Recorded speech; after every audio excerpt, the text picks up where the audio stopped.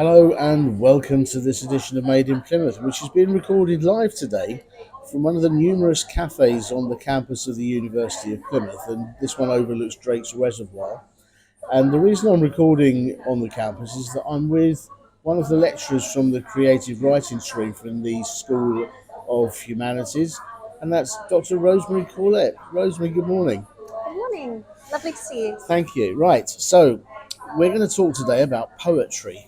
And one of the things we're going to talk about a little bit later on is your book that has recently been released, Flightless Birds. But before we get on to that, can you talk to me a little bit about your inspiration? When did you start writing poetry? Well, I started writing poetry in my early 20s, I guess, when I started getting relatively serious about poetry. So I'd always written through school and been encouraged. And then in my early 20s, because of where I was at in my life, I was working as a singing teacher at the time. And I worked between Glastonbury, Bath, Langport, and Somerton, where I Right. delivered lots of different singing lessons. And I would travel by train or by bus. So I ended up spending a lot of time on the train. And that's when I started writing more. A lot of connections to be made there between Yes. some of those towns, aren't there? Exactly, yeah. I spent ages on the Yeah. bus and on the train going between these places. It was just really where the music schools were, Yeah. that had agreed for me to go and deliver my lessons there. So I was spending more and more time on the train, and I found myself writing more and more, and found myself in that kind of liminal space, when you're sort of between one space and another and you're also moving. Yeah. There's kind of something that happens where you might read, but sometimes something can happen where you feel more inclined to create, or I find that anyway. Yeah. I have sometimes since then actually gotten on a train to write. So actually just gotten on a train to Exeter just to write something because I couldn't write in my room or whatever. So that's when I started writing. And then over time, it was a hobby, and over time I started to amass a small collection of poems written on the train. And then in my kind of late 20s, I thought to myself, right, I've got a relatively decent collection of poems here. Maybe I could have a go at doing a course. So I started off doing a creative writing course at the Arts University, or what's now the Arts University, just a short course. And that bolstered my confidence. And then finally, I applied to do the Masters in Creative Writing here. Was that an evening Yeah, class? 8 weeks? yeah. I did that. Did you? Yeah, Okay, that was nice. James Brown, I think. That's Was it? right. It Yeah, was yeah, James, yeah. yeah. Exactly. Yeah, Yeah. fine arts lecturer. Yeah. Yeah, He was a lovely chap, Yeah. like really inspiring. And it was a lovely group as well. And it was him who put me on to Anthony, who Yeah. teaches poetry here, because I think they're pals. So yeah, it was lucky and a really kind teacher. Yeah. So that is, well, I was about to say a circuitous route to that, but before that, you mentioned before that the first 18 years of your life were spent in France. Yeah. I'm guessing that you've got either French or one French parent. Well, I've got French roots, but my parents are both English. Okay. So we actually moved there when I was a baby. My dad was working as an electrician in Airbus in Filton, near Bristol. Yeah, yeah. And there was a job opportunity at Airbus in Toulouse. So he went over there for a year. It was supposed to be a year contract. I think they were looking to internationalise a little bit and Yeah. have more English families or English workers over there. And then it was one of those things where we Right. all ended up staying. So you would have gone through the French school system, or did Yeah. you go to an English school there? No, all French schools. So you did the baccalaureate. That's right, yeah. Did you find that held you back when you got here, when you were applying, when they're looking for qualifications? So they sort of look at the baccalaureate and go, not quite good enough, or you need you to do something different, and like an access course, or No, they value it. they did value it. Yeah. That's good to know. Yeah. Okay, so you get back to the UK and you're teaching singing. Yeah. Where did the singing come in? So between this kind of this imagined picture of you doing a chanteuse act in a Parisian bar. I wish. Yeah. Well, I'll tell you what's closer and then to the ended up truth. teaching singing. So where did that fit into the growth pattern? Well, there was no Parisian bar. I did work as a singer when I was a teenager, but I was doing Motown medleys with a function band, so it was nothing as exciting as a Parisian bar, but it was good fun. So I started off, I was singing in bands and stuff in my teenage years. and I was receiving singing lessons from an opera singer who sang at Opéra du Capitole, which is in Toulouse. Yeah. So I had kind of classical singing lessons and was singing in bands, and then I came to the UK, and my first degree was in music, dance, and drama. Where did you do that? Southampton. Okay. Yeah, so I started there, and then when I completed that qualification, I So were family with you, or was you kind of stood alone doing that? just stood alone. Yeah, just came over on my own, and I can't believe it now because my daughter, I mean, she's 10, so she's younger, but I mean, I moved to the UK at 18 on my own, and I don't even remember sort of looking back at my parents, as they kind of waved from the car. I'm sure I must have done Yeah. that. I mean, at that age, you're so just a kind of naive, basically. It was How just did a that naivety. feel? Did you feel like a stranger in a foreign land? Well, I think I had the experience that a lot of people have who have grown up in a country that isn't their country of origin, where they have always felt like they've been straddling two cultures, Yeah. and actually that doesn't change, but you're just straddling it, but in a different direction, if that Yeah. makes sense. So in France, I was an English kid, and in England, when I first arrived here, I was a French kid, an Yeah. international student. But I think it's quite interesting because the people even now, and I'm 40 now, even now that I make quite immediate connections with, tend to be people who have also grown up in a country that isn't their country Yeah. of origin. There's kind of an immediate Is knowingness. that dual heritage sort of That's thing? right, yeah. And that feeling, I think you recognise that feeling as a kid of kind of a sort of half belonging.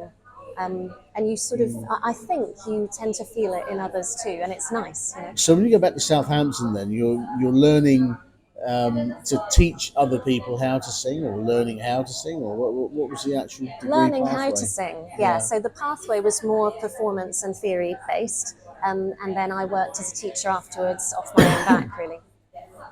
Okay, and so from there you went out and performed Yeah, in the context of teaching other people how to perform, but also performing in your own right. that's right. Yeah, so I was teaching singing in Glastonbury, Bath, Langport, Somerton, and Yeah. Plymouth, actually, eventually in Plymouth as well. And then I was also in several bands. And actually, one of them was a gypsy swing band that was kind of sort of vaguely Okay. modelled on the Hot Club of Paris. So that was about as close as I got to the Parisian bar, actually. Okay. Except So it was in Stonehenge. what's your genre? What do you enjoy singing? Jazz, Yeah. yeah.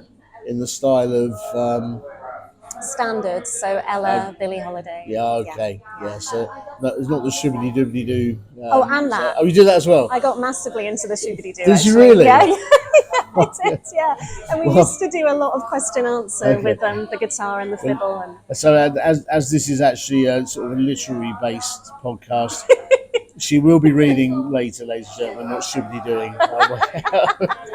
Although I'm sure that's a whole nother podcast in its own right. So when you found yourself writing your poetry on trains and buses and other ad hoc places, yeah. what kind of switched you over to thinking, do you know what, actually, I want to do this now more than I want to do that? Right. Where was that change? Well, I think I hit a ceiling a little bit in terms of what I could produce as a poet. Right. So I knew that I was kind of starting to hit the same note, and I wanted to get better. So that's what motivated me to go and do courses and meet other poets and get better. And then I think, so it went in that direction anyway, because I was improving and I wanted to improve more and more. So I got more into that world of poetry.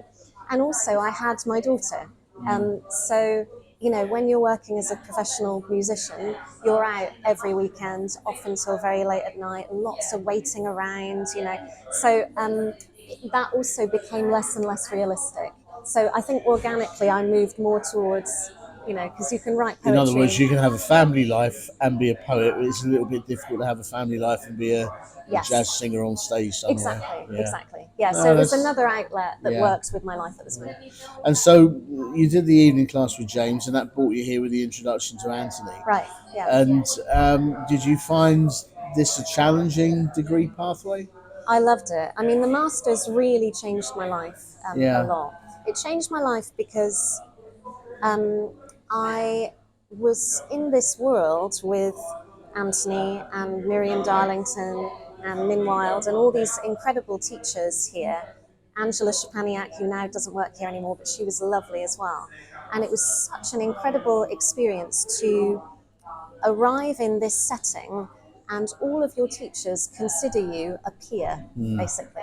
You know, if they know a magazine that they're submitting to and that they know does eco poetry or animal poetry or whatever you're doing at the time, they'll just volunteer that information to you as a colleague, almost as a peer. So it was a really different energy to school and a really different energy to what I was expecting. And you know, when you're in that what's the word, collegiate kind of atmosphere where everyone's essentially equal and you're all just writers, it really changes how you see yourself.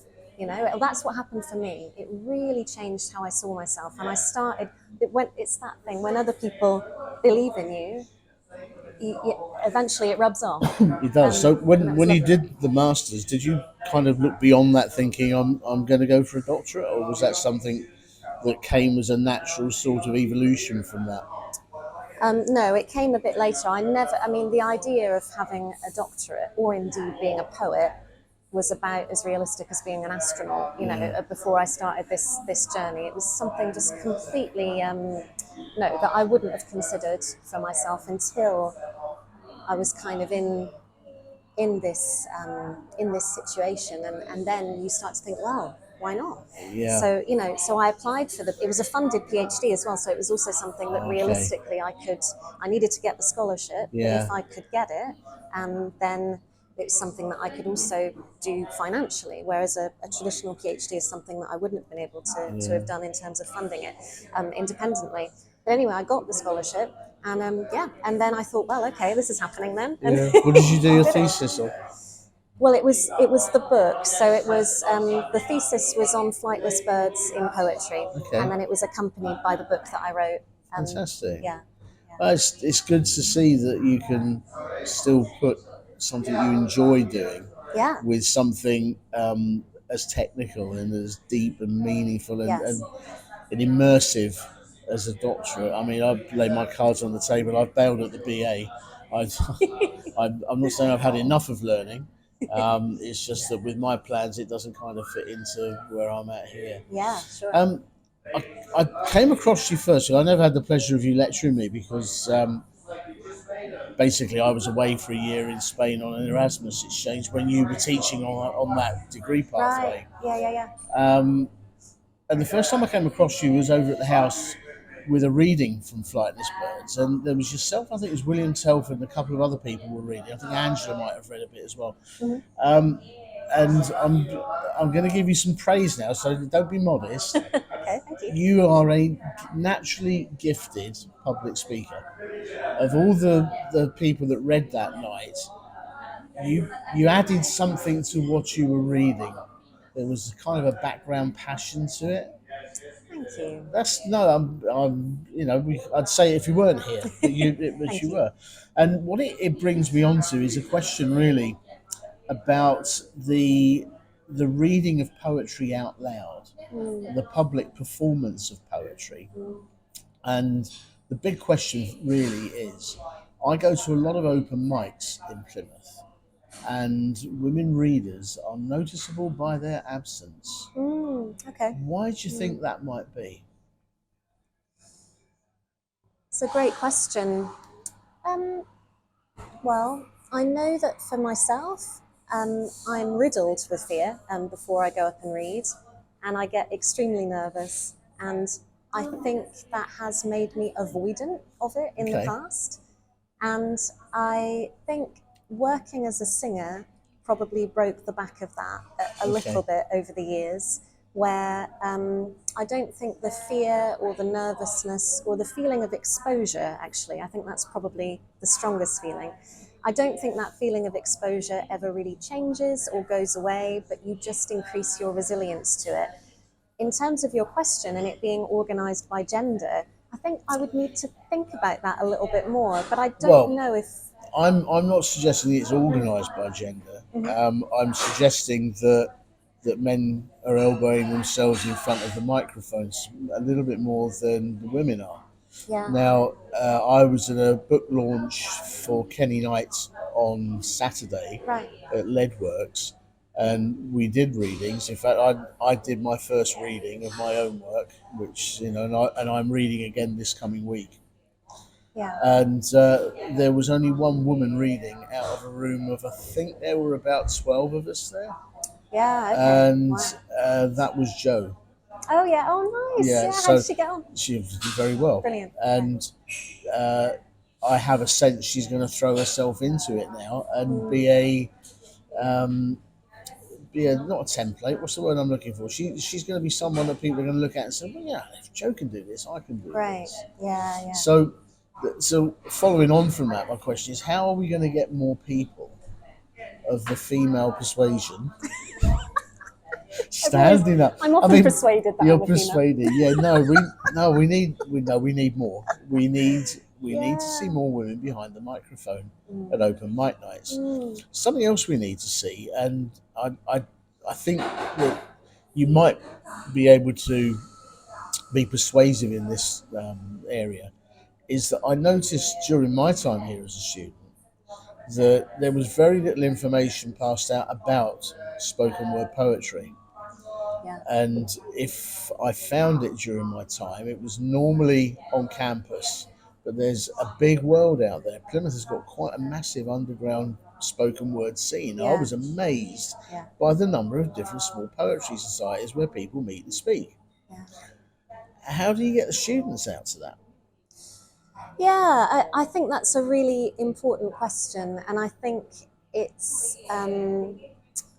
I think encouraging students to attend both on-campus and off-campus events can be a challenge. And I think it may be that students are having too much fun in their own time. But would it help if I said there is a bar in most of the places where this open mic work goes on? That's right. Well, when I've organised events on and off campus, usually I will really hammer the free wine. If I'm talking about it in lectures or seminars, and then more people do tend to come. So yes, that might be a strategy. I think it should be encouraging you to bludgeon first, second, and third year creative writing students, especially the ones doing poetry, especially when they're being told, poetry is an oral gift as well as a written one. It should be heard. They should be out there hearing it, and I would love to see a representation of one on the genders. I want to hear more women read, because when you look at this creative writing course, there was myself and two other guys. Everybody else was female. Right. Yet, where are they when it comes to attending these sorts of things? They're writing this stuff. Sure. It needs to be heard. Absolutely. So we're going to leave it to you to help get that out there. As we can see a few more at these open mic nights. We talked briefly about Flightless Birds. As I said at the beginning, you're going to read us out with a section from it. But can you tell us a little bit about what you're working on at the moment? Yeah, so at the moment I'm working on a new pamphlet, which I will be sending out to publishers, I don't know, I guess within the next year, maybe 6 months, depending on how quickly I work. And that's going to be a pamphlet about miniatures. So I'm going to be looking at everything miniature and writing little portrait poems about each miniature thing. So it can be a bonsai tree, or a miniature jam, or a miniature butter, or anything that's miniature. I'll be writing poems about. And in any particular style, format? Free verse. Everything. Yeah. Free verse. Free verse. Okay. You like to steer clear of strict formula, no sonnets or sestinas? I have written in those ways before, but it's not what comes most naturally to me. No, we've all got a style, haven't we? Yeah. You either lean towards it or you don't. I mean, I read the other night, somebody came up to me and said, I really enjoyed the other two. And so you're saying you didn't like the rhyming couplets? Yeah. Well, I didn't say that. It's a kind of, we've all got something that we like, and that's just the way it is, isn't it? Sure. Yeah. Okay. Mm. And as far as your career here as a lecturer goes, how do you see the future of the creating writing module in Plymouth going? Are we going to see any big changes to that? Because behind the scenes, we've got a change in the School of Society and Culture and Arts and Humanities seems to be a new subdivision. Yeah. The degree I did is now purely creative writing rather than creative writing with English or with history or with Yeah. professional writing. Yeah. And it's a much purer form. Do you think that's an improvement, a detraction? I think the feedback that we most get in creative writing is the desire for the course to be more professionalised. Right. So to have more visiting specialists who are agents, for example, or to have more opportunities to submit work to magazines and journals. So to be a little bit more clued in to those avenues, not just creative writing craft. Yeah. So in terms of the way that the course will evolve, I think the design will be more kind of tuned in to professional work. So I think you were talking earlier about the podcast Yeah. module. So that's sort of an example of the design becoming a little bit more professionalized and more Yes. current, I guess. So recently, you've just been awarded the privilege of becoming Plymouth's not poet laureate, laureate of words. Laureate of Words, yeah. Plymouth's That's laureate right. of words. Tell us a bit about that. Well, it's a post that comes up every couple of years, and Laura Horton had the post for the last 3 years. She's Yeah. an extraordinary playwright and lovely woman, and I had the privilege of getting to know her a little bit as I was campaigning for the laureateship, which has been lovely. And yeah, and then a short list was created of people who applied for the post, and then it went to public vote just recently, and then I was selected. So the role itself, I mean, I think most people listening will understand the concept of the poet laureate, and that there are times of great national celebration or commiseration where they're asked to write something on Yeah. that subject. Yeah. How does it work with the Plymouth Laureate of Words? I mean, are you kind of sort of beholden to the Plymouth City Council? They say we need something by 9 o'clock tomorrow morning. Dr. Corlett, get Poetry writing. Well, it's a series of commissions and events, and there's guidelines in terms of what you need to do and what you need to achieve throughout the couple of years, but it's also led by the writer themselves, and it's in collaboration with the Box, with Plymouth Culture and with Literature Works. Right. So I've only been in the post a couple of weeks, but my experience so far has been overwhelmingly positive, and the people at Literature Works are incredible. They're so talented. They're so able to, I'll come to them with an idea, thinking, oh, maybe we could do an event at this space and maybe it could be on this theme. And they're able to immediately join the dots and immediately say, okay, let's combine it with this existing project that the Box is doing, and let's get this person involved. And, they've just got that real ability to kind of elevate those creative ideas into something really beneficial and really organized and structured. And they've just been brilliant. So I'm really looking forward to seeing more of these projects emerge. And are they going to be public events and publicised events that we can come and see you read? Yes. Oh, excellent. Yeah. Well, in anticipation of hearing you read, we're going to close this episode with you reading a poem from your book, Flightless Birds. Tell us a bit what this is all about. Sure. Okay, this is called Karen Carpenter on Drums in the Azaleas. This is the Karen Carpenter from the Carpenters. Correct, yeah, exactly. Okay. Yes. So we all know her as a singer, but she's also this extraordinary drummer. And I didn't know this until relatively recently. I had just known her, behind the mic. And then I saw some footage on YouTube of her drumming, and she was absolutely extraordinary. Around the same time, I'd gone to a poetry reading, and I chatted to the poet afterwards, and we were chatting about birds because I was writing about birds at the time. And she said to me, what I love about birds is that they're constantly in their essence. And I sort of held that line because I thought it was so beautiful and so resonant.